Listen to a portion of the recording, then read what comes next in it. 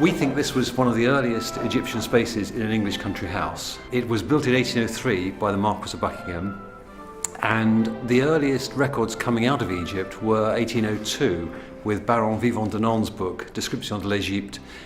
He accompanied Napoleon on Napoleon's campaigns, and so by 1802 knowledge is coming out, and in 1803 the Marquess of Buckingham has built a fairly amazing space in his house as an Egyptian temple. At the end of the hall there are two wooden columns in an Egyptian style. We knew there was some sort of sand backing on those. The Conservators have now found it in the walls, so that the whole thing appears to have been painted to resemble the inside of an Egyptian tomb.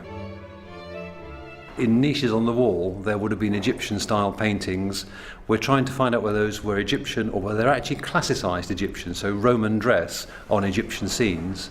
We know also the central panel of the ceiling had a sign of the zodiac design, which we're trying to trace and put back. And all of this, of course, we've got to do with listed building consent, so we must make sure that everything we do is authentic or reversible. The only things we have are Seeley's description in his guidebooks, Nat's engravings of the space, and then the sales catalogues, and we're trying to use those to build the picture of exactly how we put the fixtures and fittings back in here, so we get the right sphinxes, we get the right designs on the wall. The Seeley guidebook for Stowe describes a sarcophagus holding a stone stove. Again, what's been uncovered in the process on the wall is the mark of exactly where that sarcophagus would have been positioned against the wall. We already had the marks on the stone floor, knowing its rough extent, so we're able now to construct something that represents what that sarcophagus cum heating element, it's been described as a radiator cosy, what that would have looked like, and we're aiming to put that back. And at the other end of the hall, we're aiming at the foot of the stairs to put back in the two sphinxes which would have guarded the hall, the stairs up into North Hall.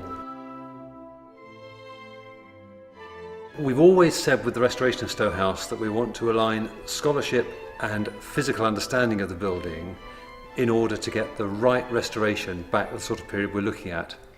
And in this case, because we had such little evidence, we decided the best thing to do is to commission someone specifically to start looking at the evidence that we had. So we asked Hettie to piece together as much evidence as she could to find out what happened to those canvas paintings, the sphinxes, and the zodiac design from the central panel of the ceiling. Basically working from two images that we've got. We've got one from the east and one from the west, two sketches.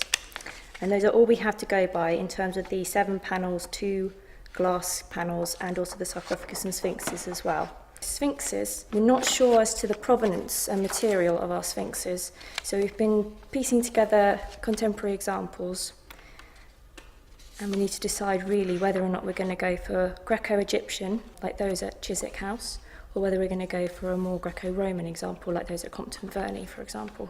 We've got a pretty good image of the sarcophagus, and several external academics have confirmed that it is very Sonian in design. So in terms of recreating it, and also the dimensions that we can tell by the scars on the wall and the floor, we'd probably be able to make quite a convincing replica.